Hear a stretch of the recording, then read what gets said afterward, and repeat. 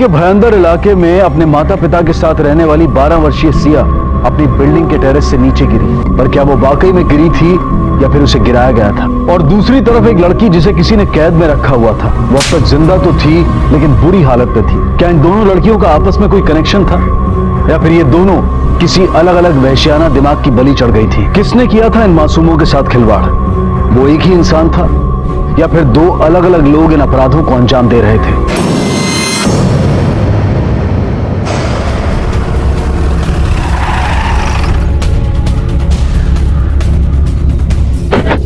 Sir, लड़की की उम्र लगभग 12 साल की है। ये उसकी माँ है और उसके डैडी। सर, वॉचमैन का कहना है कि जब उसकी नजर ऊपर गई तब तक लड़की नीचे कूद चुकी थी, करीब 1 घंटे पहले। सर, इतनी ऊंचाई से गिरने की वजह से इसकी मौत हुई है। चावन, फॉरेंसिक वालों को बुलाओ और बॉडी को पोस्टमार्टम के लिए भेजो। Okay sir.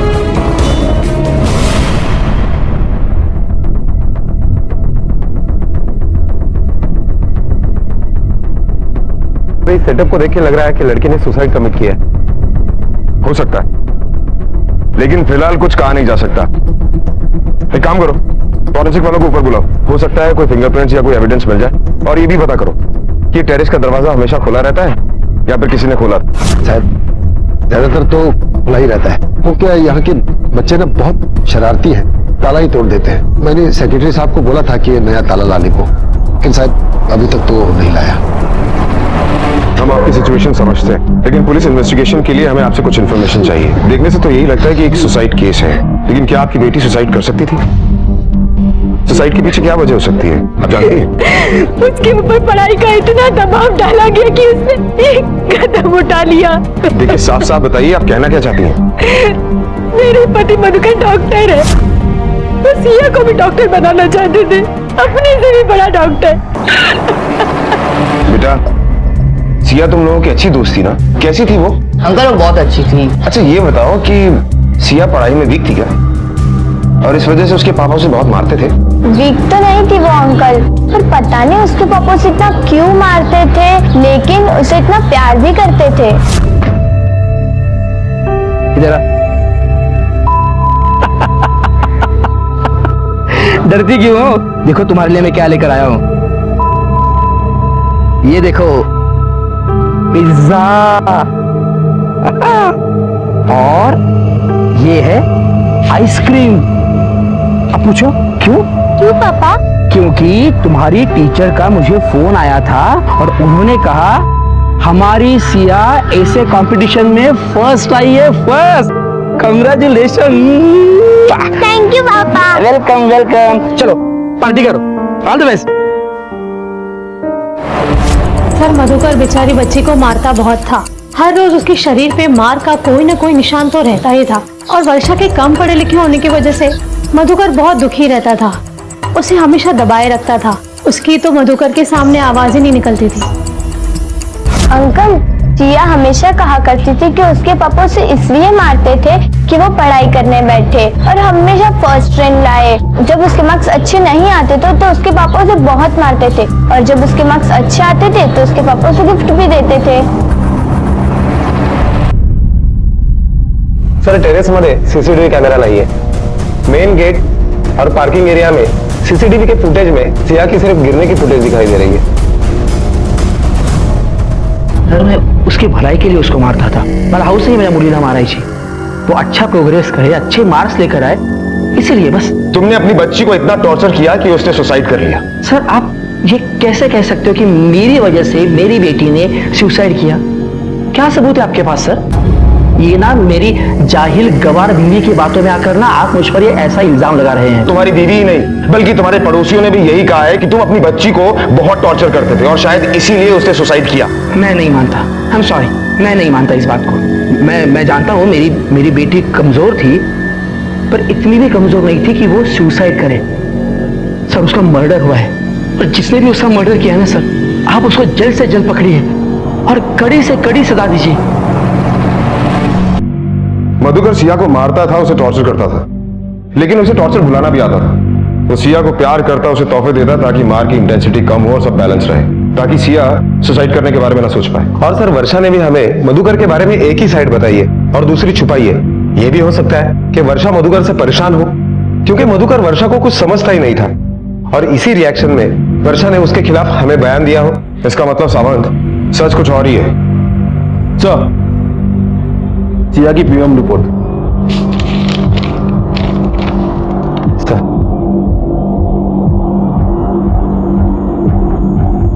सावंत, इस रिपोर्ट के मुताबिक सिया की बॉडी पर चोट के निशान है और सबसे चौंकाने वाली बात तो यह है कि मरने से पहले सिया के साथ रेप किया गया और वो भी प्रिकॉशंस के साथ, इसलिए सीमन सैंपल नहीं मिले। शायद ये सुसाइड नहीं, मर्डर है।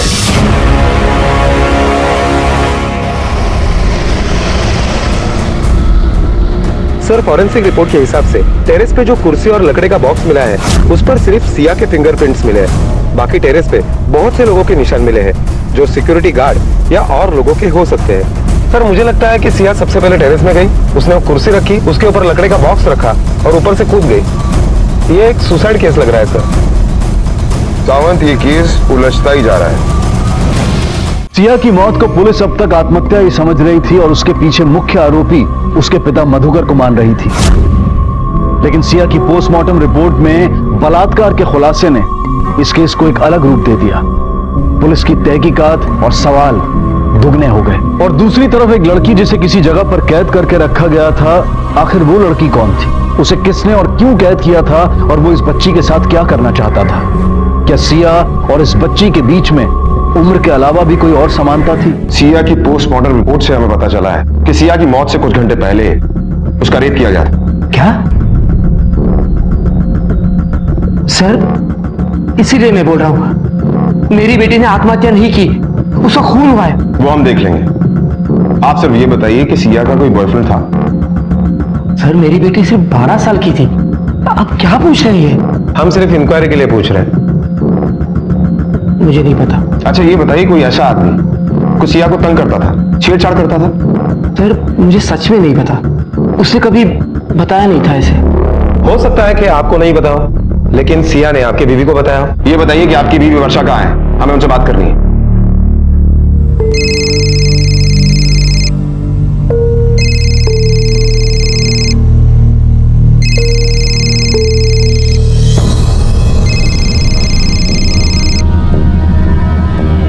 तुम्हें मना किया था ना मैंने, यहाँ फोन मत करना। पता नहीं है क्या तुम्हें यहाँ क्या चल रहा है? अब जब तक मैं ना बोलूं ना, फोन मत करना, वरना खुद भी फंसोगे और मुझे भी फंसाओगे।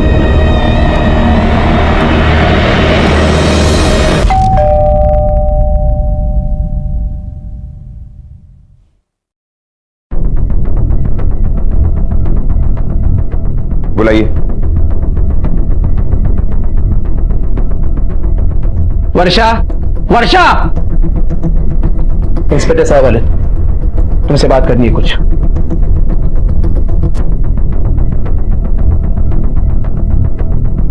मिसेस गोखले, हमें आपकी बेटी सिया के बारे में कुछ इंफॉर्मेशन चाहिए। पोस्टमार्टम रिपोर्ट के हिसाब से आपकी बेटी की मौत से पहले उसके साथ रेप किया गया था। क्या? इसीलिए हम आपके पास सिया के बारे में कुछ पूछताछ करने के लिए आए। क्या बता सकती हैं? कोई ऐसा हो जो सिया को परेशान करता हो, तंग करता हो, छेड़ता हो, या कोई बॉयफ्रेंड? मुझे सिया ने इस बारे में कभी कुछ नहीं बताया।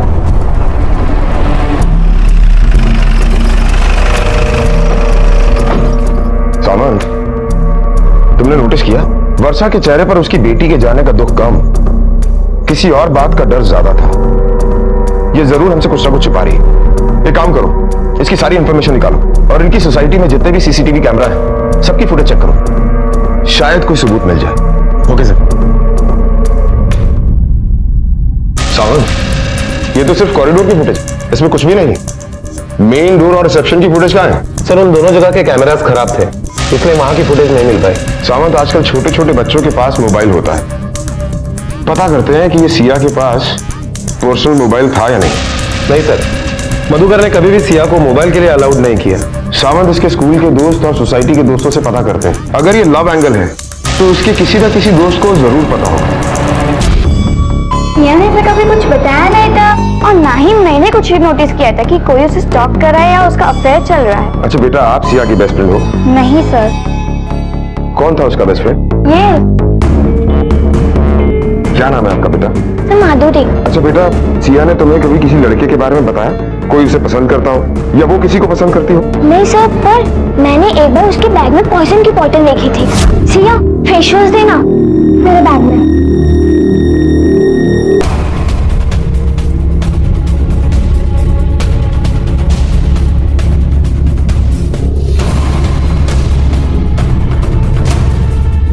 सर, ये पॉइजन की बोतल सिया के बैग से मिली है।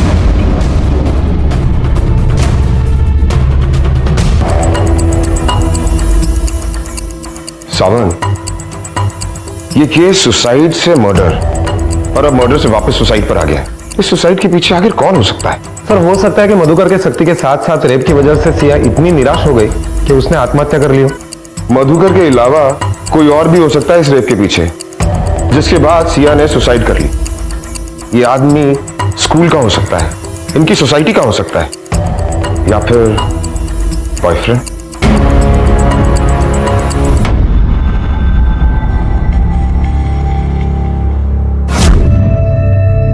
सिया, तुम्हारी बुक से नोटपेपर नीचे गिर गया। दूध पी लो, ध्यान से पीना, गर्म है।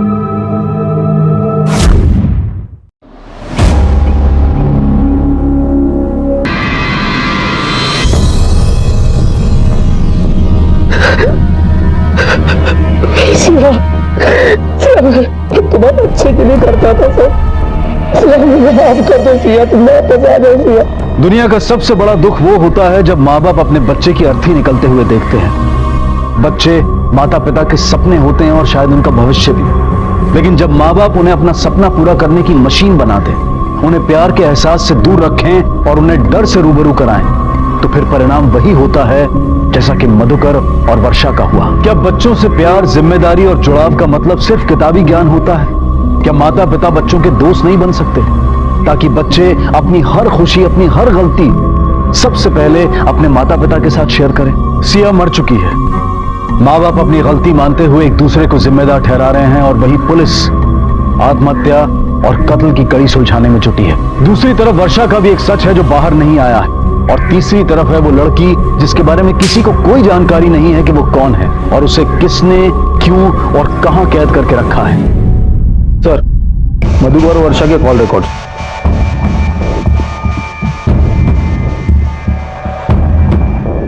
सर, वर्षा के कॉल रिकॉर्ड में एक नंबर ऐसा मिला है जिस पर वर्षा की लगातार बातें हुआ करती थी, लगभग दिन में 3-4 बार, और टाइमलाइन के हिसाब से जिस वक्त मधुकर क्लिनिक में होता था उसी वक्त ये बातें हुआ करती थी। ये नंबर किसका है? सर, किसी मुकेश अग्रवाल के नाम पर ये नंबर रजिस्टर्ड है, और एड्रेस भी ग्रीन पार्क सोसाइटी के बाजू वाले मेडिकल स्टोर का ही है। इसका मतलब वर्षा और मुकेश का अफेयर चल रहा है, और हो सकता है इसी अफेयर की वजह से सिया की मौत हुई। सामद, एक काम करो, इस वर्षा पर नजर रखो। Okay sir.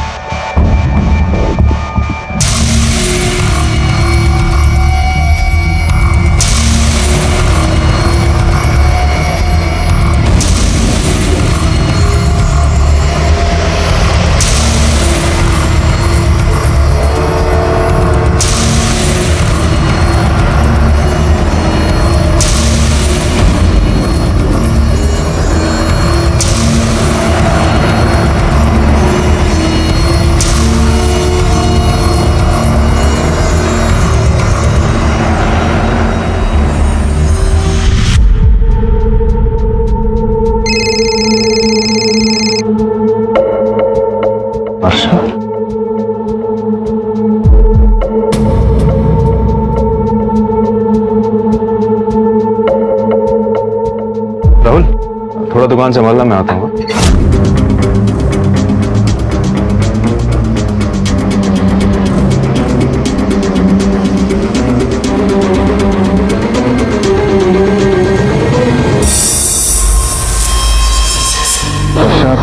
वर्षा प्लीज चुप हो जाओ।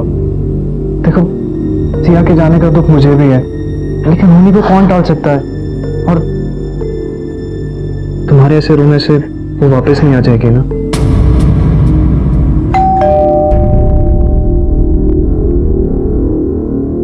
मैं देखता हूं।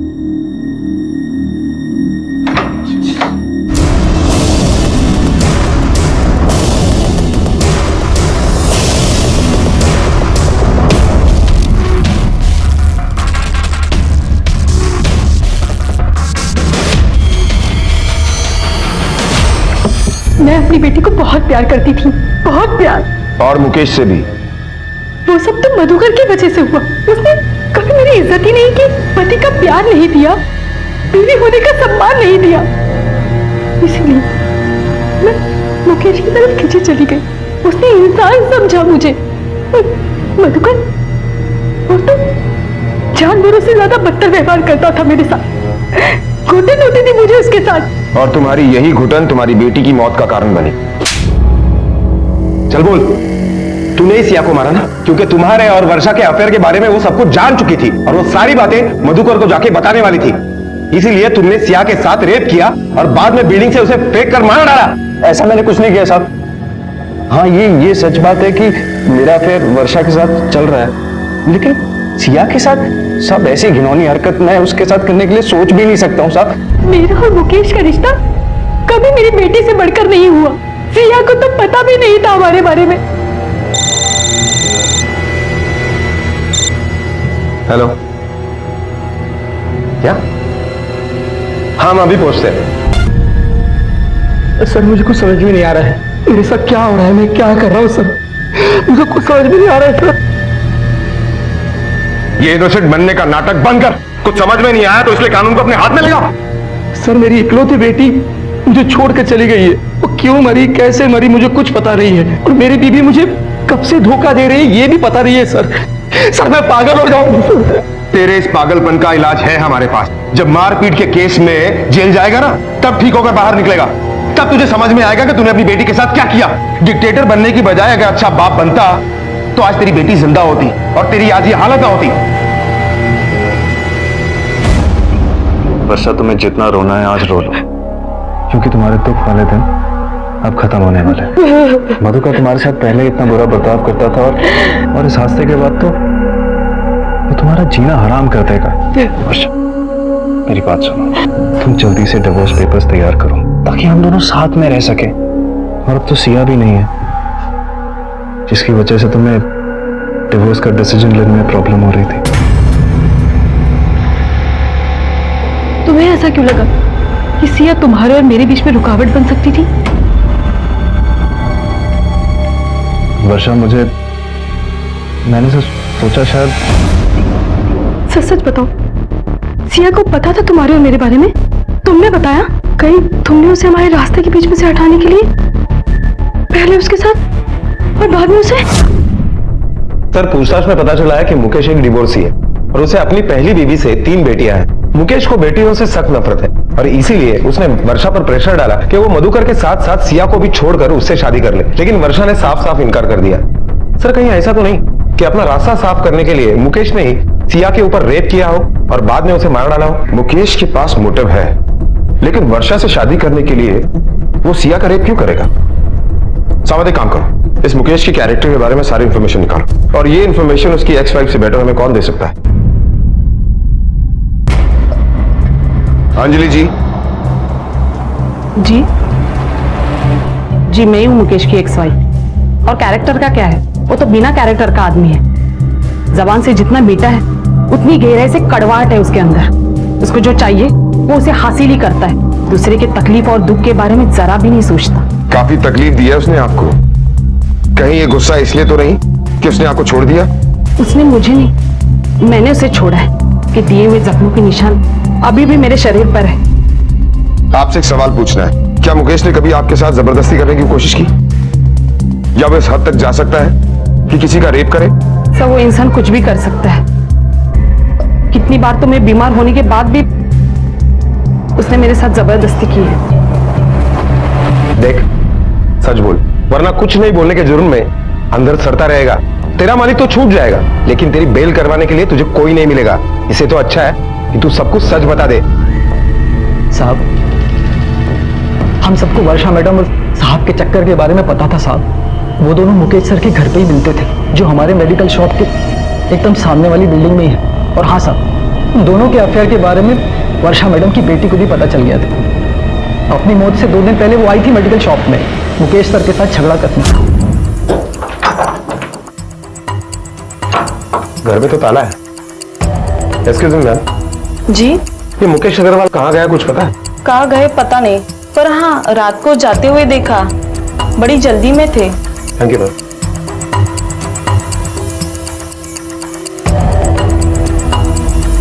आपके द्वारा डायल किया हुआ नंबर अभी बंद है। ये मुकेश का फोन तो स्विच ऑफ आ रहा है। भावेश कर एक काम करा, ये मुकेश का फोन ट्रैक पर डालो और उसके मोबाइल का लास्ट लोकेशन जल्द से जल्द निकलवाओ। Okay sir. ओके ठीक है सर। मुकेश के मोबाइल का लास्ट लोकेशन पता चल गया है। उसके मोबाइल का last location green park society का दिखाई दे रहा है।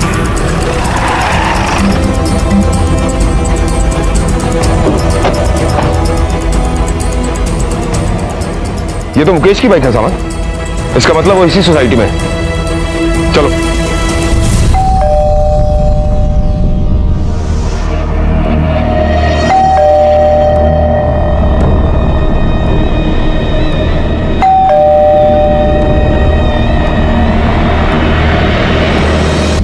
किसने मारा तुम्हें?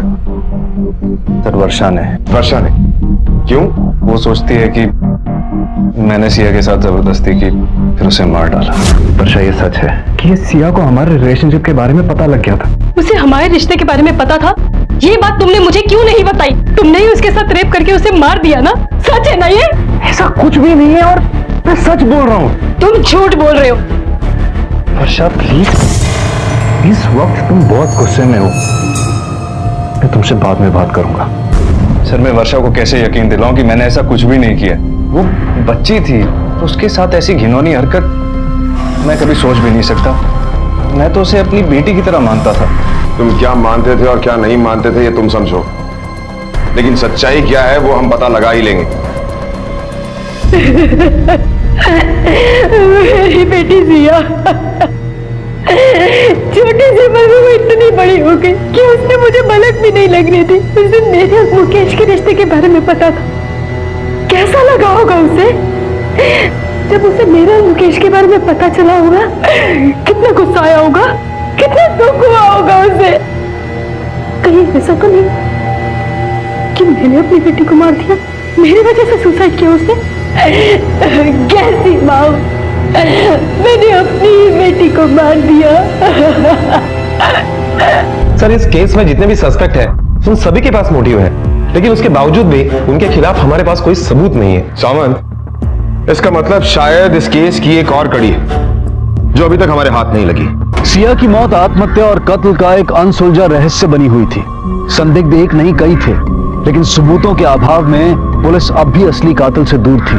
पुलिस की तहकीकात को सही दिशा नहीं मिल पा रही थी, लेकिन फिर भी पुलिस ने हार नहीं मानी और सिया के केस की शुरू से लेकर अब तक बारीकी से दोबारा जांच शुरू की और पुलिस फिर से सिया के स्कूल जा पहुंची।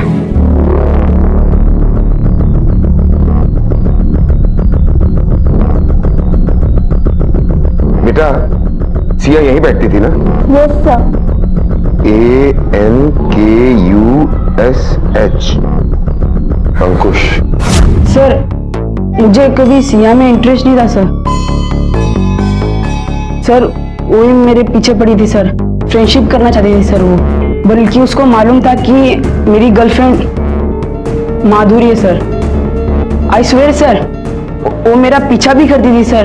उसने मुझे लव लेटर भी दिया था सर, मेरे घर पे रखे हैं। आप कह दो मैं दिखा सकता हूँ सर। माधुरी बेटा, तुमने हमें ये पहले क्यों नहीं बताया कि सिया अंकुश को चाहती थी? तो हम लोग डर गए थे।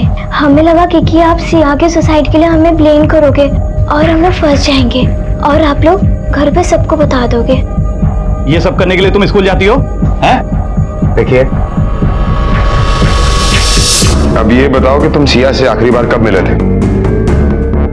अंकुश बेटा, जो भी हुआ था सच सच बताओ ही नहीं। सर सच बोल रहा हूँ, कुछ नहीं किया है सर मैं।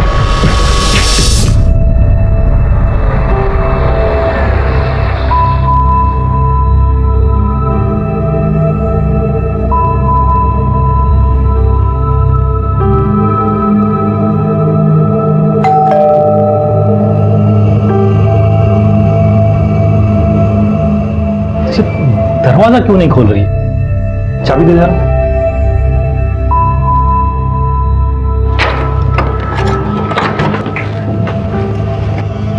मेका, ये अंदर बेडरूम में रहेगी।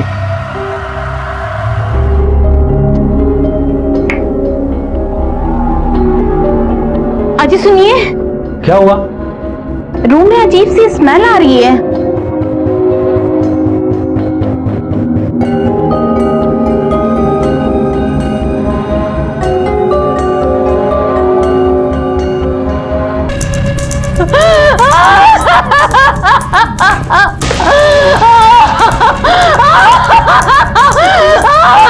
बच्ची और अलमारी की हालत देखकर तो ऐसा ही लगता है कि एक दिन से नहीं, काफी दिनों से अंदर बंद थी। खून सूख गया है, मतलब इसे मरे हुए काफी घंटे हो चुके हैं। सर, जिस तरीके से सलाइन का यूज किया गया है उसे तो यही लग रहा है कि कातिल को मेडिकल की अच्छी खासी नॉलेज रहेगी।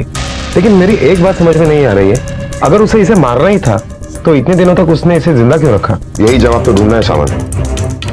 सावन, बॉडी को पोस्टमार्टम के लिए भिजवाओ। मैं इसके माँ बाप से बात करता हूँ। हमारे लिए जानना बहुत जरूरी है कि ऐसी कौन सी इमरजेंसी थी कि जिसकी वजह से इस बच्ची को घर में अकेला छोड़कर गए। सर, मिहिका की एग्जाम थी तो उसे हम अकेले ही छोड़ के चले गए थे। हमारे रिलेटिव्स के यहाँ पे शादी थी। हमने सोचा कि 2-4 दिन की बात है। और इन 2-4 दिनों में आपने एक बार भी अपनी बेटी की खबर लेने की नहीं सोची? एक्चुअली सर, हम उसे अकेला छोड़ के चले गए थे तो बहुत नाराज थे हमसे कुछ बात भी नहीं कर रही थी। शुरू में तो ठीक से बात नहीं की, फिर बाद में तो उसने फोन उठाना ही बंद कर दिया।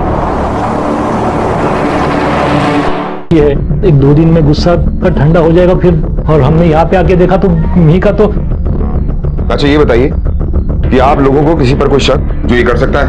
आपका या मिहिका का किसी के साथ कोई झगड़ा हुआ था? हम तो फैमिली वाले हैं सर, हमारा किसी से क्या लेना देना। बस सर, एक आदमी है जिससे मिहिका बहुत चिढ़ती थी और बहुत परेशान रहती थी सर। कौन है वो?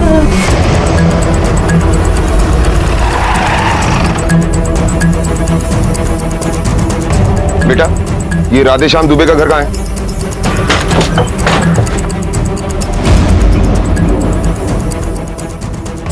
क्या वैसे? कर सामान, घर की तलाशी लो। सर, क्या चाहिए मैंने? सर, ये देखिए सलाइन का बॉटल मिला है।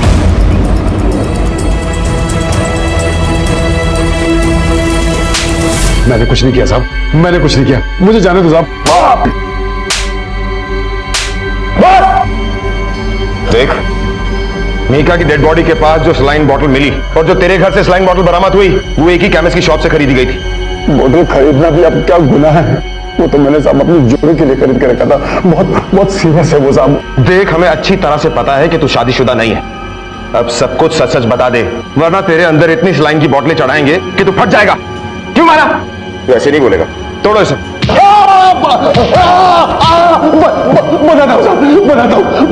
बता दो साहब। इसमें हमारी कोनो गलती नहीं है साहब। वो तो ये शहर की लड़कियां अपने आप को पता नहीं क्या समझती हैं, बार बार हमको दुत्कारती रहती है। मिहिका और सिया भी ऐसे ही बर्ताव किए हमारे साथ। प्रतिशोध की आग जल रही थी हमारे अंदर साहब।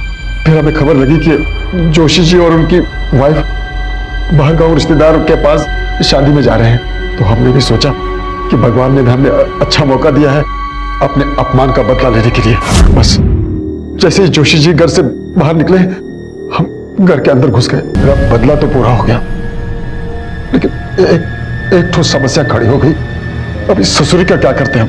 फिर हमने सोचा रात के अंधेरे में उसको मारकर उसकी लाश को ठिकाने लगा देंगे। फिर हमने उसे कमरे में छुपा के रखा और उसे हम बेहोशी का इंजेक्शन देते रहे ताकि वो चीखने चिल्लाने से लोगों को आवाज लाए। तेरी सारी कुंडली निकाल ली है हमने। हो सकता है वो बच्चियां रूड हो, लेकिन तेरी नियत आज से नहीं, पहले से खराब थी। उन्होंने तुझे नौकरी पर रखने से पहले तेरा बैकग्राउंड चेक नहीं किया। अगर चेक किया होता तो उन्हें पता चल जाता कि तू पहले ही अपने गांव से एक औरत का बलात्कार करके निकला है। बवस्कर, इसकी अच्छी तरह से हड्डियां तोड़ो कि इसकी नेकी एक ही बार में निकल जाए। तोड़ो इसे। ग्रीन पार्क सोसाइटी ने एक वॉचमैन को बिना बैकग्राउंड चेक के काम पर रखा और नतीजा 2 घरों के दीपक बुझ गए। आज पूरी सोसाइटी में डर और शोक का माहौल है। किसी को भी बिना बैकग्राउंड चेक किए काम पर रखना कभी कभी खतरनाक साबित हो सकता है। इस केस के दूसरे सबसे बड़े जिम्मेदार हैं सिया और मिहिका के माता पिता। सिया के घर में उसे सुनने समझने वाला कोई नहीं था और मिहिका के माता पिता को उसकी सुध लेने की कोई चिंता नहीं थी। वॉचमैन राधेश्याम दुबे को सिया और मिहिका के कत्ल और बलात्कार के जुर्म में गिरफ्तार किया गया है। फिलहाल वो जुडिशियल कस्टडी में है और पुलिस चार्जशीट फाइल करने की तैयारी कर रही है। अपने बच्चों के बारे में जानना, उनकी सोच को समझना बेहद जरूरी है। अगर वो गलत रास्ते पर चल रहे हैं तो उन्हें रोकना जरूरी है, लेकिन ये तभी संभव है जब माता पिता उनके दोस्त बने, उन पर दबाव ना डालें, उनके साथ जबरदस्ती ना करें और अपनी उम्मीदों को उनके ऊपर बोझ ना बनने दें। इसी विचार के साथ अब मैं अनूप सोनी आपसे विदा लेता हूं। फिर मुलाकात होगी अगले एपिसोड में एक और चौंका देने वाले केस के साथ। तब तक अपना और अपने परिवार का ख्याल रखें और देखते रहें क्राइम पेट्रोल डायल 100। सबक एक को, सीख हम सबको। जय हिंद।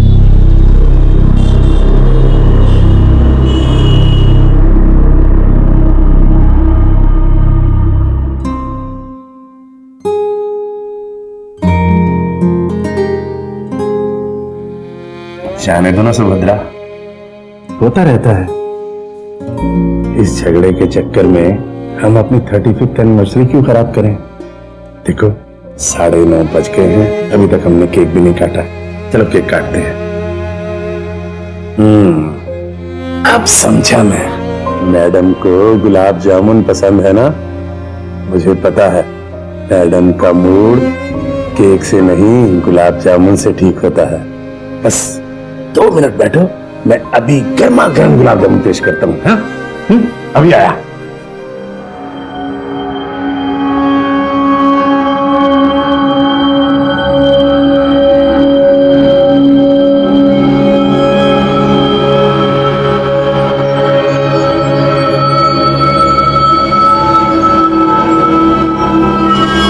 नमस्कार, आदाब।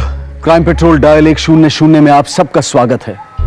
घर हम अपनी खुशी, अपने आराम के लिए बनाते हैं, जहां हम अपने आप को सबसे ज्यादा सुरक्षित महसूस करते हैं। और हर घर की खुशहाली की बुनियाद होती है रिश्तों में घुली मोहब्बत। आए दिन हम अपने आसपास कत्ल, चोरी, अपहरण और ना जाने कैसे कैसे खौफनाक जुर्म होते हुए देखते हैं, उनके बारे में पढ़ते हैं, सुनते हैं। आज की ये कहानी उत्तर प्रदेश के गाजियाबाद में रहने वाले अग्रवाल दंपत्ति की है।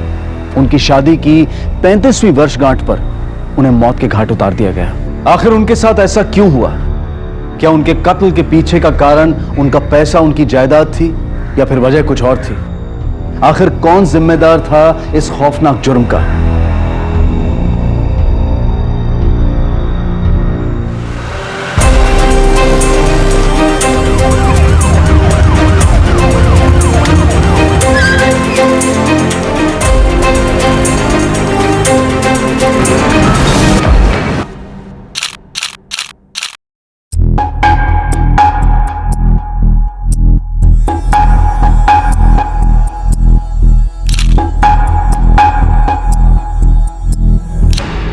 छानबीन से तो लग रहा है कि मामला लूटपाट का है। सर, हो सकता है कि इन बूढ़े कपल्स ने चोरों को रंगे हाथों पकड़ लिया हो और चोरों ने अपनी जान बचाने के चक्कर में इन्हें मार दिया। सर, अंदर वाले कमरे में हमें एक लॉकर मिला है जो पूरी तरह से खाली है। लॉकर में हमें एक चाबी मिली है। सर, हो सकता है कि मामला घर के अंदर का ही हो। चोर को अच्छी तरह से पता है कि चाबी कहाँ रखी जाए। बॉडीज को देखकर ऐसा लग रहा है कि किसी भारी चीज से इनके सर पे वार किया गया है, जिसकी वजह से इनकी मौत हुई। कोई मर्डर वेपन मिला? नहीं सर, अभी तक कोई वेपन नहीं मिला है। सर, ये दोनों सर्वेंट यहाँ ऊपर के कमरे में रहते हैं। कमला पिछले 25 सालों से इनके यहाँ पे काम कर रही है। इसका बेटा जगत ग्रेजुएशन कर रहा है। इसकी पूरी पढ़ाई का खर्चा ये दोनों बूढ़े कपल से उठाते हैं। इसी ने सबसे पहले लाश को देखा और इसी ने हमें फोन किया था। इतनी सुबह तुम यहाँ क्या करने आए थे? सर, वो मैं रोज सुबह 6 बजे यहाँ पे आता हूँ, इसलिए आज भी आया था। बड़े साहब को चाय पीना और न्यूज़पेपर पढ़ना अच्छा लगता है, इसलिए मैं रोज यहाँ पर आके पहले चाय बनाता हूँ और उसके बाद कॉलेज चला जाता हूँ।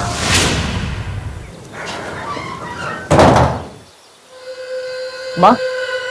हाँ बेटा। मैं बड़े साहब को चाय देकर आता हूँ। अच्छा ठीक है।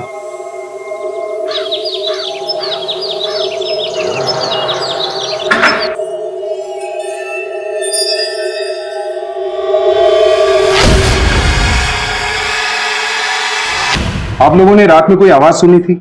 नहीं साहब, कल रात मेरा सर चकरा रहा था तो मैं रात को जल्दी सो गई थी। सर, मैं तो कल पूरे दिन अपने दोस्तों के साथ था। आप चाहे तो उनसे फोन पे बात कर सकते हैं। इसके दोस्तों से क्रॉस चेक करो। इनके परिवार में और कोई नहीं है? एक बेटी है बानी, शादी के बाद यहीं विजयनगर रहती है। आप लोगों ने उनको खबर क्यों नहीं की? बानी और सौरभ को फोन किया था लेकिन इनसे बात नहीं हो पा रही है। गुप्ता साहब, इनसे नंबर लो, तू भी ट्राई कर। Right sir.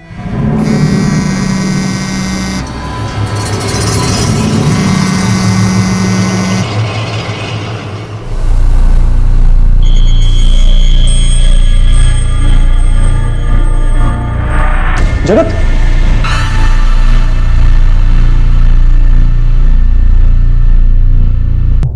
बड़े पापा,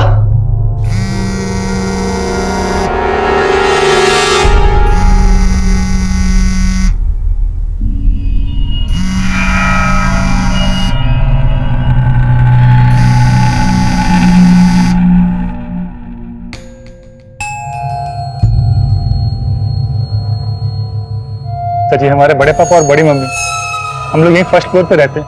ये सब कब हुआ, कैसे हुआ, मुझे कुछ पता ही नहीं चला। तुम्हारी फैमिली से कोई क्यों नहीं आया? और तुम भी अब आ रहे हो? कोई रात को तुम्हारे नाक के नीचे 2 मर्डर करके चले जाता है और तुम्हें कोई खबर तक नहीं होती। खैर, कोई आवाज सुनी थी या किसी पे कोई संदेह?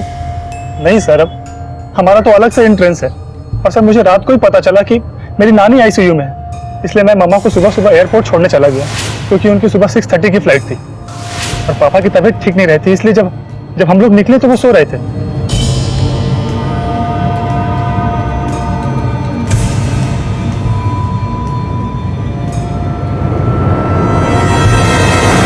पानी, पानी उठो,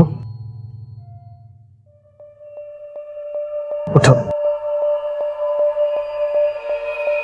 ये लो तुम्हारे लिए गर्मा गर्म चाय।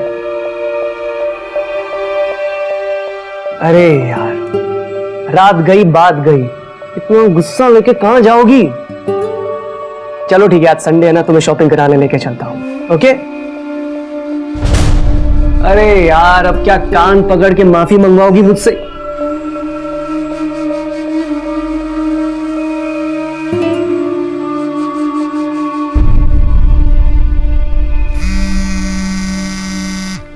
सर, पापा डिप्रेशन के पेशेंट हैं। उन्होंने तो एक बार सुसाइड करने की भी कोशिश की।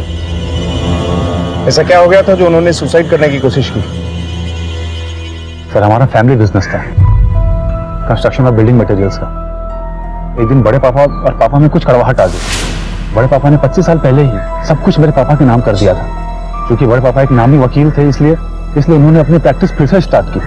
वो तो वक्त के साथ आगे बढ़ते चले गए, लेकिन दूसरी तरफ मेरे पापा का बिजनेस गिरता चला गया और एक समय ऐसा आया कि पूरे बिजनेस पे ताला लग गया। हम बैंक करप्ट हो गए। पापा ने ऑलरेडी ढेर सारा लोन और उधार दे रखा था। वो ये सारे झटके बर्दाश्त नहीं कर पाए और एक दिन उन्होंने, आपका जो भी प्रोसीजर है आप मुझे मेल करो और मैं आपको पीपीटी जो सबमिट कर दूंगा सुबह तक। हाँ, I call you back. Paper क्यों बिखरे पड़ा है?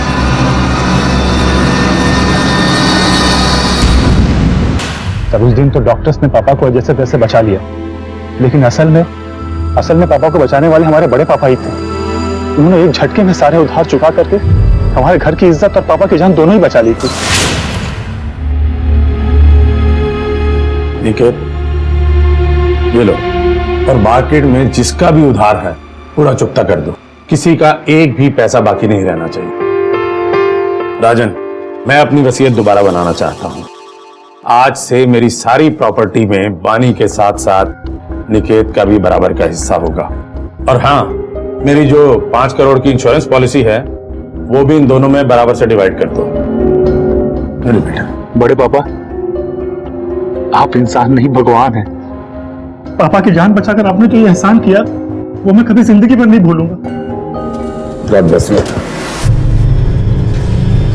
माँ देखिए ना, बानी दीदी फोन ही नहीं उठा रही है। उन्हें बताना कितना जरूरी है कि यहाँ पर क्या हुआ है।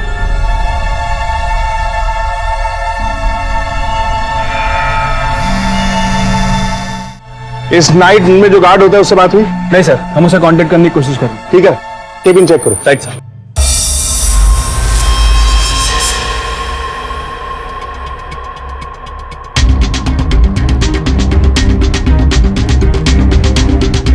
जो नाइट वॉचमैन यहाँ होता है उसका नाम क्या है? सर, हरिराम। तकरीबन 30 से 35 के आसपास इसकी उम्र होगी और 8:30 से लेकर सुबह 9 बजे तक इसकी ड्यूटी रहती। अच्छा, उसके बिहेवियर में कभी कुछ चेंज देखा तुमने? हाँ सर, बड़ा अजीब सा था वो। अभी पिछले महीने उसने ज्वाइन किया है। और जब 2 दिन पहले मैं रात को 2 बजे वापस आया तो मैंने देखा कि वो ड्यूटी पे दारू पी के टाइट। मैंने उसको वार्न भी किया, अगर अगली बार से दारू पिएगा तो मैं उसको काम से निकलवा दूंगा। कल रात वो ड्यूटी पे था?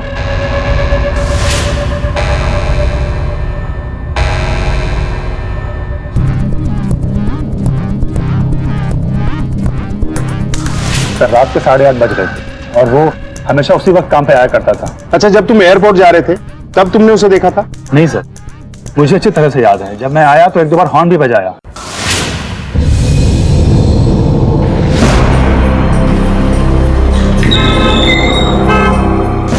जब वो नहीं आया तो मैंने उसका गेट खोला और मैं ऑलरेडी इतना लेट हो रहा था कि मुझे उसे ढूंढने का भी टाइम नहीं था। निकित पापा आइए ना, देखिए ना छोटे मालिक दवाई नहीं खा रहे हैं और दूध भी फेंक दिए। सर जल्दी आइए। Sir 1 minute sir.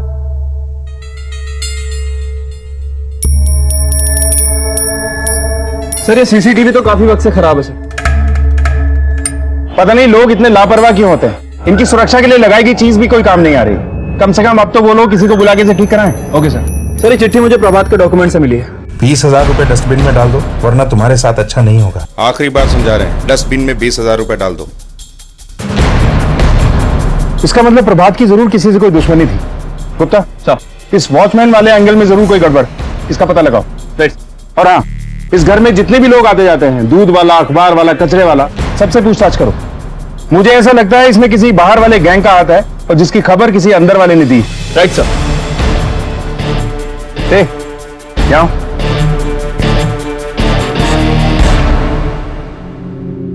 जी सर।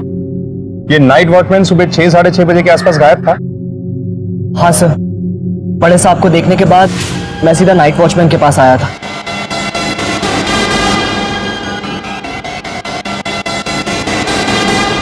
लेकिन वो यहाँ पे नहीं था। उसके बाद मैंने आपको कॉल किया। अच्छा, तुमने कभी अग्रवाल साहब और इस वॉचमैन के बीच में कुछ अजीब सा देखा? कुछ ऐसा जो तुमने नोटिस किया हो? हाँ सर, कल सुबह की बात है, मैं बड़े साहब के लिए चाय लेके आया था। साहब वो हमको 5,000 रुपया का जरूरत था। गांव वाला जो घर है ना उसका मरम्मत कराना है। क्या? अभी 3 महीने हुए तुम्हें यहाँ काम करते हुए और पिछले महीने ही 5,000 रुपए एडवांस लिए हैं। मुझे पता है तुम्हें पैसे किस लिए चाहिए। नहीं साहब, इतना अच्छा से ड्यूटी करते हैं, आप किसी से भी पूछ लीजिए। तुम्हारी बहुत कंप्लेन आ चुकी है मेरे पास। तुम दारू पीकर ड्यूटी पर आते हो। आखिरी वार्निंग दे रहा हूँ, समझ जाओ। हम माँ कसम खा के कह रहे हैं, ऐसा कुछ नहीं है। चलो जाओ यहाँ से। अरे रुके क्यों हो, जाओ। आ जाते हैं पैसे मांगते। अच्छा, तुम्हें पता है कि प्रभात जी को कोई धमकी भरी चिट्ठियां लिखता था? नहीं सर, मुझे नहीं पता। सर दिन का वॉचमैन पड़ोसी और आसपास के लोगों से मैंने पूछताछ की है। अग्रवाल फैमिली के बारे में सब अच्छा ही बता रहे हैं, पर हाँ पिछले कुछ दिनों से अग्रवाल साहब की अपनी बेटी के साथ बिल्कुल भी नहीं बन रही थी। सर हो सकता है कि ये घरेलू अनबन का मामला हो और ये अनबन पैसों के लिए हो। और वो नाइट वॉचमैन हरिराम, उसकी कोई खबर लगी? अब वो एक अहम कड़ी है इस केस में। नहीं सर, फिलहाल तो नहीं। एक टीम को भेज दिया उसे सर्च करने के लिए। और बानी की कोई खबर? नहीं सर, अभी तक कुछ नहीं। गुप्ता, बानी के घर भी कांस्टेबल भेजो। Okay sir. अग्रवाल दंपत्ति की हत्या के बाद उनका नाइट वॉचमैन हरिराम गायब था। उसका यूं अचानक गायब हो जाना उसे शक के दायरे में ला रहा था। एक तरफ जहां प्रभात अग्रवाल की बेटी बानी अब तक किसी का फोन नहीं उठा रही थी, वहीं दूसरी तरफ पुलिस को अपनी इन्वेस्टिगेशन में यह पता चला कि प्रभात अग्रवाल ने अपनी जायदाद को हाल ही में 2 हिस्सों में बांटा था, जिसमें से एक हिस्सा तो उनकी बेटी बानी का था, लेकिन दूसरा हिस्सा उन्होंने अपने भतीजे निकेत के नाम किया था। जायदाद और इंश्योरेंस के इतने बड़े खेल में किसी को अपनी हार नजर आ रही थी तो किसी को जीत। तो क्या हार का डर इस हत्या की वजह बना था, या फिर जीत की मोटी रकम ने 2 जिंदगियां खत्म कर दी? बानी, निकेत, हरिराम, ये तीनों पुलिस के शक के दायरे में थे, पर क्या ये वाकई में अपराधी थे या फिर कोई और ही था जो अब तक नकाब पहने घूम रहा था? पापा, बड़े पापा और बड़ी मम्मी नहीं रहे हैं।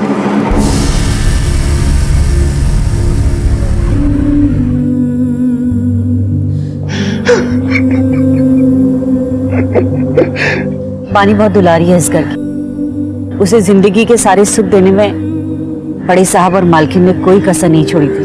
लेकिन बानी सौरभ से प्यार करने लगी थी। उसकी हैसियत इस घर के बराबर नहीं थी। लेकिन बानी की जिद थी कि वो शादी करेगी तो सिर्फ सौरभ से। लेकिन बड़े साहब और मालकिन को लगता था कि वो उसको खुश नहीं रख पाएंगे, इसलिए उन्होंने बानी को समझाया भी। देख बेटा, सौरभ हमें भी पसंद है, मैं सौरभ की बात नहीं कर रही हूँ। वहां तुम मिडिल क्लास लोगों में एडजस्ट नहीं कर पाओगी और वहां तेरी सारी डिमांड भी पूरी नहीं होगी। मुझे कुछ नहीं पता, मैं शादी करूंगी तो सिर्फ सौरभ से, तो मुझे वो पसंद है।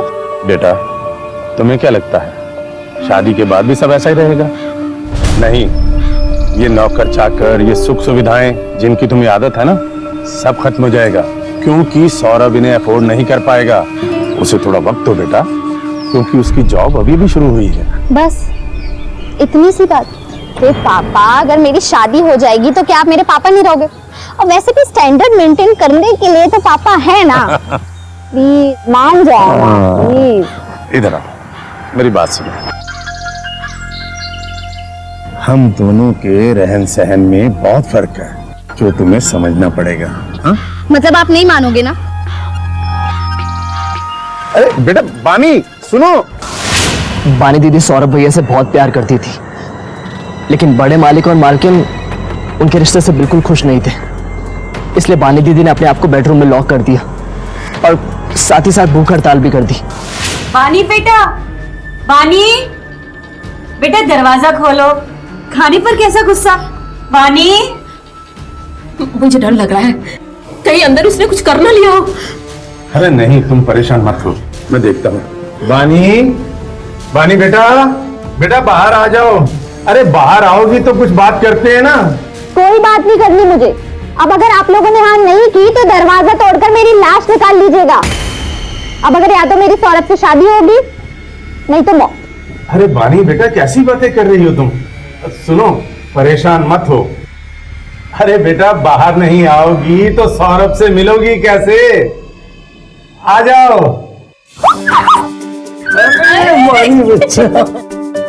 तो ठीक है ना? बानी दीदी बहुत जिद्दी और गुस्से स्वभाव की थी।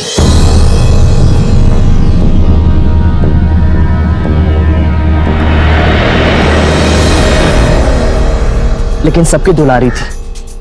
आखिर वो बड़े साहब की इकलौती औलाद जो थी।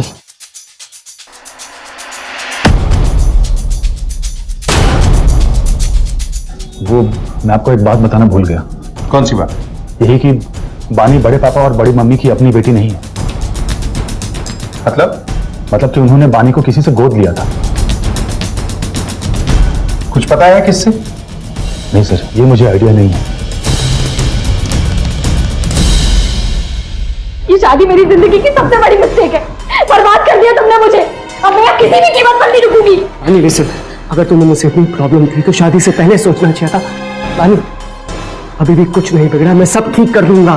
तुम तो कुछ बोलो ही मत, सब तुम्हारी वजह से हुआ है। मिल रही है ना खुशी? बानी, पागलों जैसी बातें मत करो। I will handle everything, trust me. बानी प्लीज एक बार मुझे तुमसे कोई बात नहीं करनी। बानी एक बार फिर सोच लो तो। मुझे कोई बात नहीं करनी।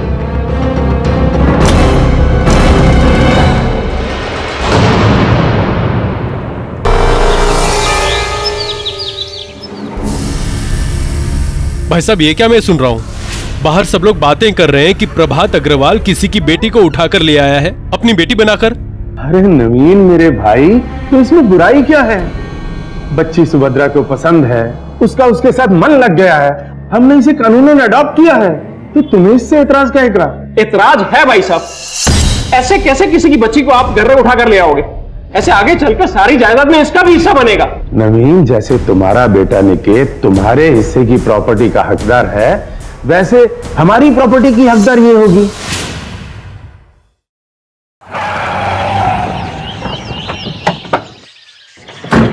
सर, अभी तक के इन्वेस्टिगेशन में सारा शक हरिराम के ऊपर ही जा रहा है। सर, हो सकता है कि ये सब हरिराम ने पैसों के लिए किया हो, अकेले या फिर किसी गैंग के साथ मिलकर। गुप्ता, हो सकता है कि कत्ल का मोटिव पैसे से बढ़कर कहीं ज्यादा हो, कहीं तो कोई एंगल है। सर, वो धमकी वाली चिट्ठी भी तो एंगल हो सकती है जो हमें अग्रवाल फैमिली के घर पे मिली थी। प्रभात एक लॉयर था, डेफिनेटली इसके बहुत सारे दुश्मन होंगे। इसके ऑफिस में जाओ और पता करो। और हाँ, सभी घर वालों के फिंगरप्रिंट्स और हैंडराइटिंग के सैंपल्स लो। हो सकता है धमकी भरी चिट्ठी से किसी की हैंडराइटिंग मैच करे। और उस मर्डर वेपन का मिलना भी बहुत जरूरी है। घर में और उसके आसपास अच्छी तरह से सर्च करो। Okay sir. हेलो, क्या? ठीक है, हमारा है सर। हरिराम के घर का पता चल गया। चलो।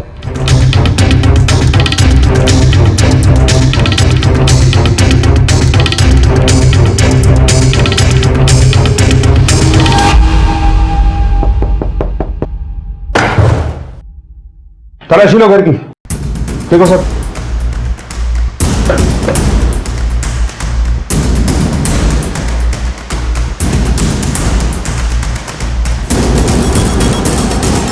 सर,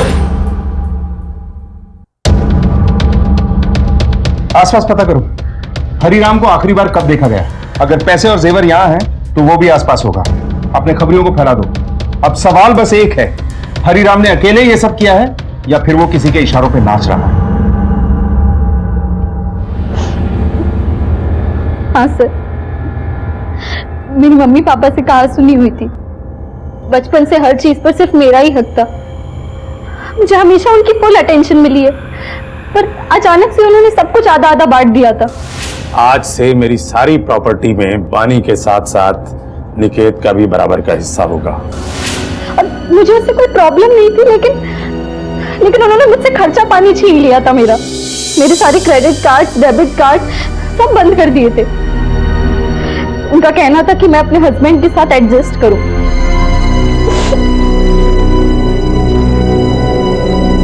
कल रात एग्जैक्टली क्या हुआ था? कल पापा मम्मी की एनिवर्सरी थी। चलो सुभद्रा, केक काटते हैं। हाँ, बानी, सौरभ कब आएगा? वो नहीं आएगा। अरे वाह, कितना प्यारा गिफ्ट है। थैंक यू बेटा।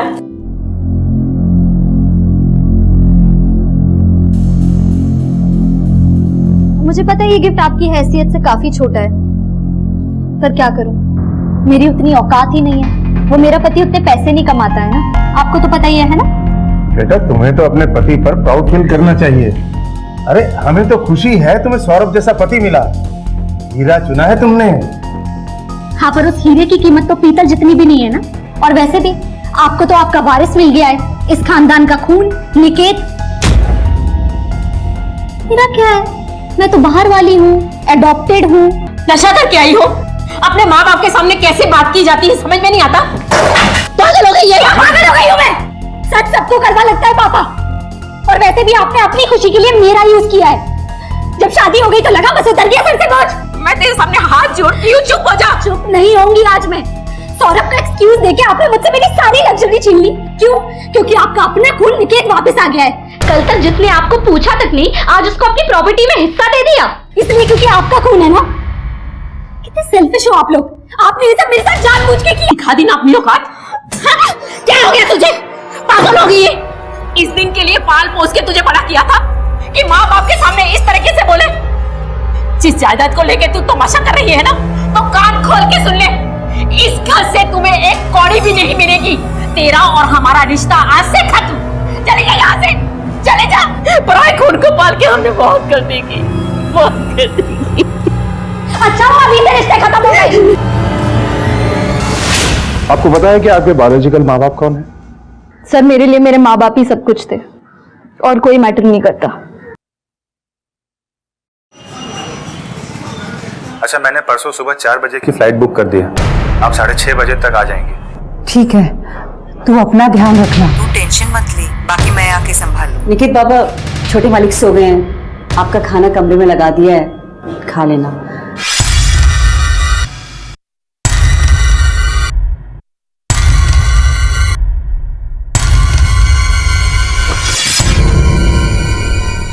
अरे, तू सोया नहीं अभी तक? माँ, बस दोस्त से बात कर रहा था, सोने जा रहा था। लो, लाइट भी चली गई।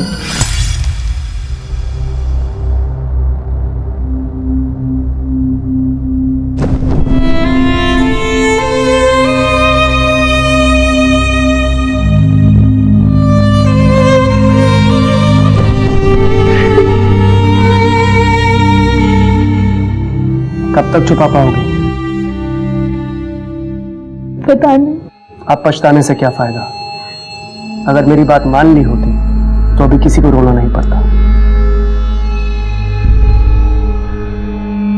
इस केस की तहकीकात में अब तक कई सच सामने आए थे, रिश्तों की मिठास और कड़वाहट के सभी पहलू दिखाई देने लगे थे।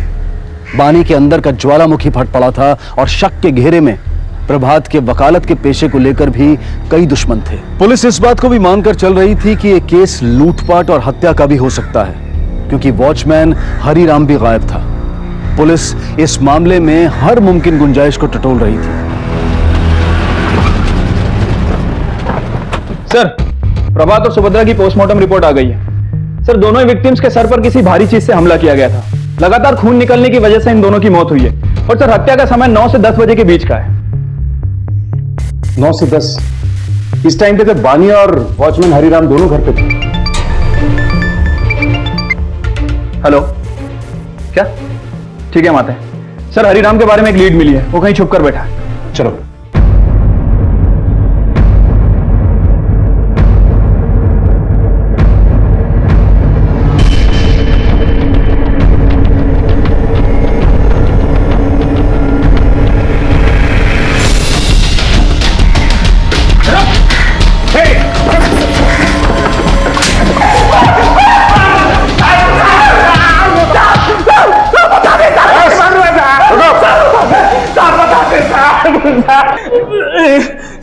चल शुरू हो जा।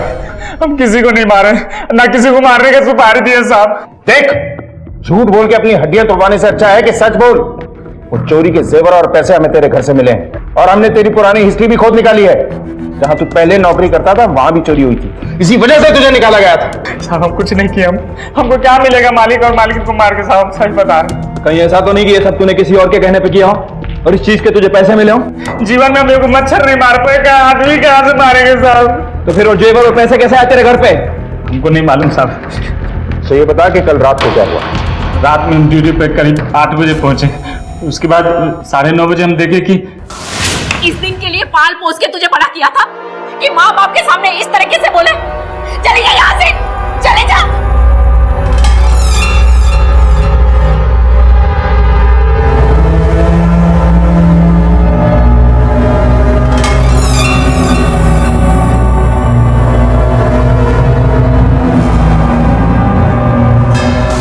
ऐसा हमेशा होता था?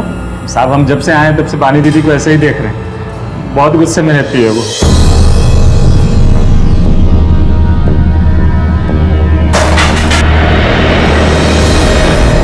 बानी के जाने के बाद तूने कुछ देखा या सुना? वो हमको नहीं मालूम। अब वो दरअसल हमको दारू पीना था तो हम बानी दीदी के पीछे ही चले गए।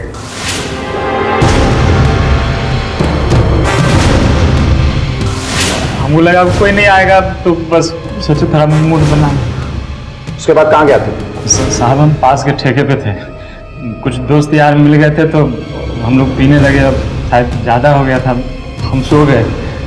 जब आँख खुला तो देखे सुबह हो गया था। हम भाग के घबरा के एकदम ड्यूटी पे पहुंचे। वहाँ जब पहुंचे तो देखे बहुत भीड़ इकट्ठा हुआ है। इधर उधर से पता किया तो पता चला कि हमारे साहब लोग का हत्या हो गया। तब हम डर के वहाँ से भाग गए। हमको पता था कि आप लोग हम ही पे शक कीजिएगा, हमारा पिछला रिकॉर्ड निकाल के हमारे पीछे पड़ जाइएगा आप। सच बोल रहा है? साहब, हम अपने बीवी बच्चा का कसम खा के कह रहे हैं। हमको जेवर और पैसे के बारे में कुछ नहीं पता है। साहब, आप किसी से भी पता कर लीजिए। पता तो हम लगा ही लेंगे। अच्छा ये बता कि बानी वहां से कितने बजे निकली थी? 9 साढ़े 9 बजे के आसपास। कहीं ऐसा तो नहीं कि ये सब करने के लिए बानी ने तुझे पैसे दिए थे? नहीं साहब, बानी दीदी का हमको पैसा देती है। पिछला महीना मांगे थे तो 200 रुपए हाथ में थमा दी, लेकिन उस जगह उसको जूता, कपड़ा, नया नया मोबाइल सब देती थी। देख, तेरी बात में अगर जरा सा भी झूठ निकला ना तो खाल खींच लेंगे तेरी, याद रखना।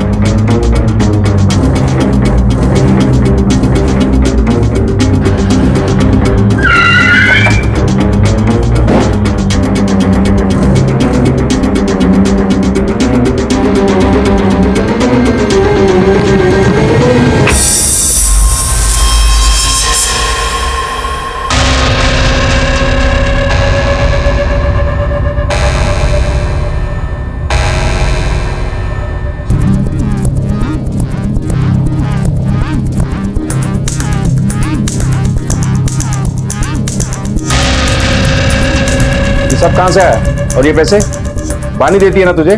चल 12 चल बात। साहब इसे कहाँ लेके जा रहे हैं? साहब मेरा बेटा निर्दोष है, इसने किसी को नहीं मारा है। ये पैसे कहाँ से आए? बानी देती थी ना?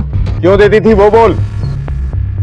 सब वो बानी दीदी मुझे अपने छोटे भाई की तरह मानती है। वो चाहती है कि मैं अच्छे से अच्छे कपड़े पहनूं और अच्छी जिंदगी जीऊं। और बड़े साहब मेरी पूरी पढ़ाई का खर्चा उठाते थे और चाहते थे कि मैं अपने पैरों पे खड़ा हूं। लेकिन बानी दीदी मुझे चुपके चुपके पैसे देती है। थैंक्स दी।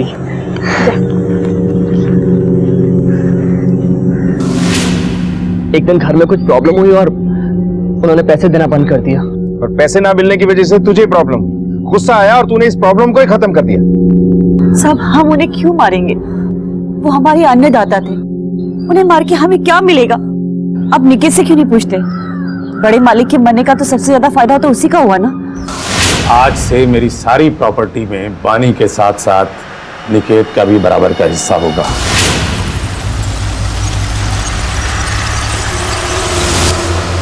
सर हमने कंफर्म किया है, हरिराम सच बोल रहा है। ठेके वाले ने बताया कि वो 9:45 से 11:30 बजे तक ठेके पर ही था। मतलब हरिराम 9:30 बजे ड्यूटी से निकला, घर से ठेका 15 मिनट की दूरी पर है। 9:45 बजे वो ठेके पे पहुंचा और फिर सारी रात वहीं रहा। सर इसका मतलब है कि हरिराम मर्डर के वक्त घर पे नहीं था। फिर हो सकता है कि ये सब कुछ बानी ने किया हो या फिर किसी और ने मौके का फायदा उठा के हत्या को अंजाम दिया। क्योंकि वॉचमैन हरिराम वहां नहीं था, इसलिए किसी ने उसे देखा तक नहीं। इसीलिए मैं सीसीटीवी कैमरे को इतनी इंपॉर्टेंस देता हूं। इनके घर का सीसीटीवी ठीक कराया? यस सर मैंने जगत के फोन रिकॉर्ड्स और ट्रायंगुलेशन रिकॉर्ड्स दोनों को क्रॉस वेरीफाई किया है। सर जगत सच बोल रहा है, हत्या वाली रात ये वहां नहीं था। और ये निकेत? सर ये निकेत इस हत्या के पीछे हो सकता है क्योंकि इस हत्या से इसे करोड़ों का फायदा हुआ है। और सर वारदात वाली रात ये घर पर ही था। इस सब के पीछे बानी भी हो सकती है क्योंकि शादी के बाद उसकी लग्जरी खत्म हो गई थी। इसी वजह से बानी का अपने माँ बाप से झगड़ा भी हुआ था और इसे तो यह भी लगने लगा था कि अडॉप्टेड होने की वजह से इसके साथ भेदभाव किया जा रहा है। प्रभाग के हाथ खींच लेने की वजह से इसे भी परेशानी हुई होगी। इसे लगा होगा कि आज आधी जायदाद गई है, कल पूरी भी जा सकती है। इन मर्डर्स के पीछे सौरभ का भी हाथ हो सकता है।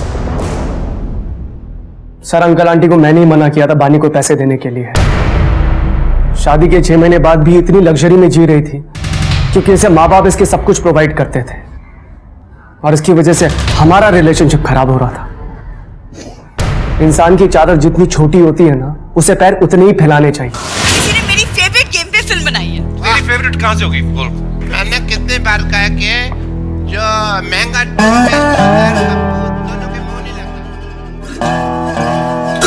बानी आज खाने के लिए फिर कुछ नहीं बना? मेड ही नहीं आई, मैंने भी कुछ नहीं खाया। चलो ऑर्डर कर। बताओ क्या खाओगे? मेरा ना चाइनीज खाने का मन है। देखो बानी हम लोग आजकल रोज ज्यादा ही बाहर खाना खा रहे हैं। तुम ये जब टीवी देखती हो तो कोई कुकिंग शो देख के कुकिंग सीख लो ना। ये खाना वाना बनाना ना मिडिल क्लास की औरतों का काम है और वैसे भी इतना शौक है घर का खाना खाने का तो फुल टाइम मेड रख लो। बानी प्लीज बात को समझो ना यार। जब से आई तब से समझ ही रही हूँ। तुम फुल टाइम मेड इसलिए नहीं रखोगे क्योंकि उसमें ज्यादा पैसे लगते हैं और मुझे रखने नहीं दोगे क्योंकि पापा के पैसों से तुम्हें प्रॉब्लम है। मोहन सौरभ वो पैसे भी तो मेरे ही है ना, और मेरे हैं मतलब तुम्हारे हैं। इनफैक्ट मैं तुम्हारी जगह होती ना तो इतना सा भी काम नहीं करती। सर उस दिन मैं बहुत गुस्से में गई। पापा ने बताया था कि सौरभ उनसे मिलने गया था। बानी सौरभ जैसे हस्बैंड को पाकर तुम्हें खुश होना चाहिए। तुम्हें पता है बेटा, सौरभ ने खुद आकर मुझसे कहा कि आप बानी को फाइनेंशियली सपोर्ट करना बंद कर दीजिए ताकि तुम उसके लाइफस्टाइल में एडजस्ट हो सको। सौरभ हीरा है, बहुत अच्छा लड़का है। वो सही कहते थे, नहीं उन्हें समझ नहीं पाई और ना ही सौरभ को, इसलिए तो आखिरी बार भी उनसे झगड़ा ही किया। काश मैंने उन्हें इतना परेशान नहीं किया तो आज वो जिंदा होते।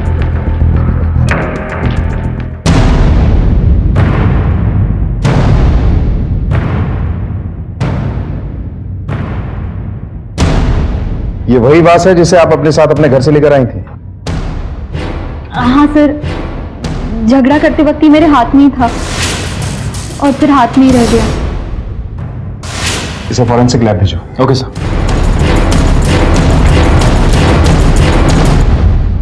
सर ये केस तो बड़ी अजीब सिचुएशन में आ गया है। सारे के सारे कातिल लग रहे हैं और सारे के सारे निर्दोष। इसीलिए तो कातिल अभी तक पकड़ा नहीं गया। खैर हैंडराइटिंग मैच का क्या हुआ? सर सबके सैंपल लेकर एक्सपर्ट टीम को भेज दिया है। गुड। गुप्ता इस कहानी के सभी किरदारों पर कड़ी नजर रखो, खासतौर पर इस निकेत पर। Right sir. प्रभात और सुभद्रा अग्रवाल के कत्ल की गुत्थी सुलझने का नाम ही नहीं ले रही थी। पुलिस की शक की सुई बारी बारी से इस कहानी के हर किरदार की तरफ घूम रही थी, लेकिन किसी के भी खिलाफ उन्हें कोई पुख्ता सबूत नहीं मिला था।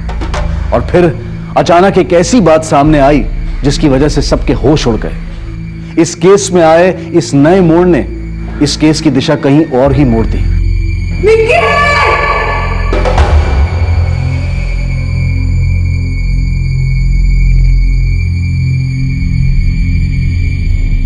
गुप्ता सर, बॉडी को पोस्टमार्टम के लिए भेजो। Okay sir.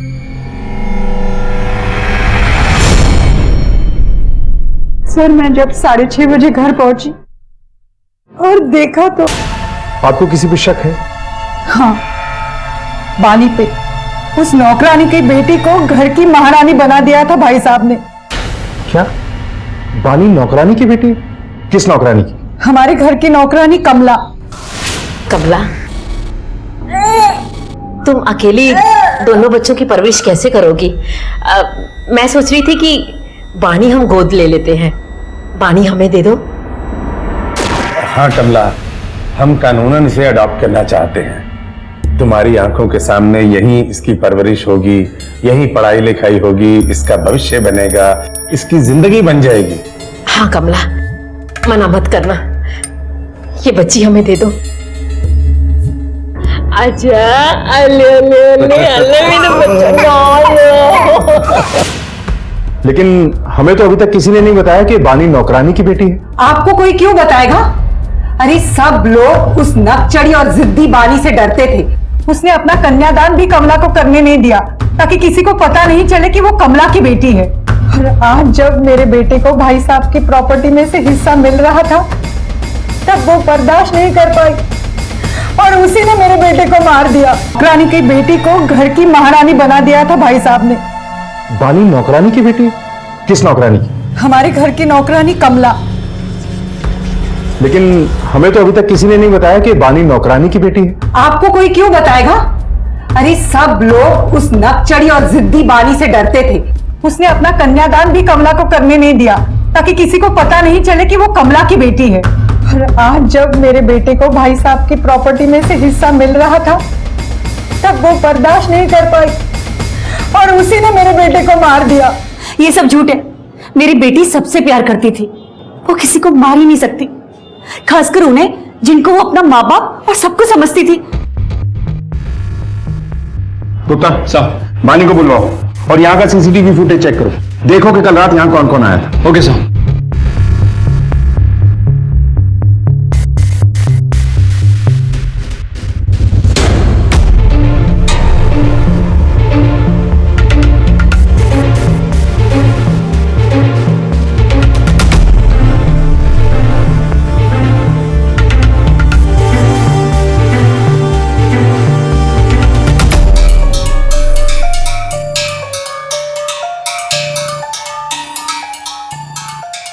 सर, वो धमकी वाली पर्ची की हैंडराइटिंग मैच हो गई है।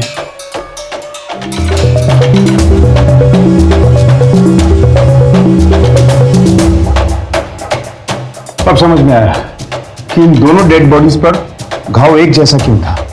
सब कहाँ लेके जा रहे हैं? सब छोड़िए इसे, सब छोड़िए इसे, सब छोड़िए। देख, हमें पता चल गया है कि पैसों के लिए धमकी भरी चिट्ठियां तू लिखा करता था। सर मैं मानता हूँ कि वो चिट्ठियां मैंने लिखी थी, लेकिन किसी को नुकसान पहुंचाने के लिए नहीं। बानी दीदी ने मेरी आदत बिगाड़ दी थी और फिर एक दिन अचानक से उन्होंने मुझे पैसा देना बंद कर दिया। मैंने ये चिट्ठी वाला आइडिया लगाया।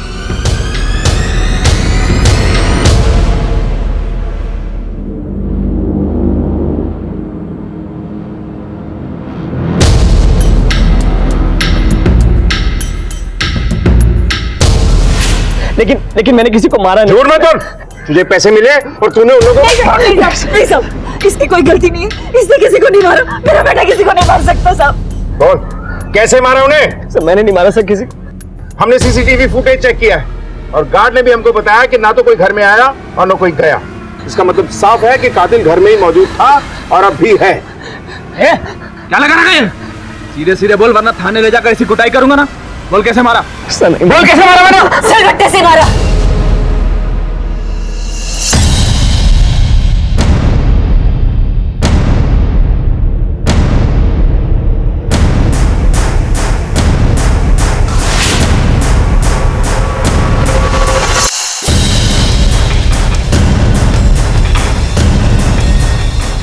मोहित, इन्हें फॉरेंसिक लैब में टेस्ट के लिए भिजवाओ। चलिए कमला जी, बोलना शुरू कीजिए। मेरे पास पूरे घर की चाबी रहती थी, इसलिए उस रात मैं निकेत के कमरे में गई। मैंने देखा कि वो सो रहा है। और तुमने अपने बड़े मालिक और मालकिन को किस लिए मारा? मैंने ये सब अपनी बेटी के लिए किया, अपनी भाभी के लिए किया। मैंने उन्हें अपनी बच्ची दी थी, ये सोचकर कि वो एक अच्छी जिंदगी जिएगी, अच्छे लोगों के बीच में रहेगी। मैं नहीं चाहती थी कि मेरे जाने के बाद मेरे बच्चे ये गरीबी और लाचारी भरी जिंदगी जिए। लेकिन आज जब उसे सब कुछ मिलने वाला था, ये सारा घर, जमीन, जायदाद, तो एक झटके में उसे सब कुछ छीन लिया।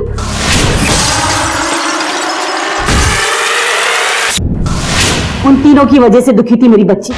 ऐसा कैसे कर सकती वो उसके साथ? और उस रात उन्होंने उसके ऊपर हाथ भी उठाया। मेरी बेटी किसी से कम नहीं थी साहब। कुछ दिनों से बहुत दुखी थी मेरी बेटी, उससे उसका दर्द बर्दाश्त नहीं हो रहा था, इसलिए मैंने उन तीनों को मार डाला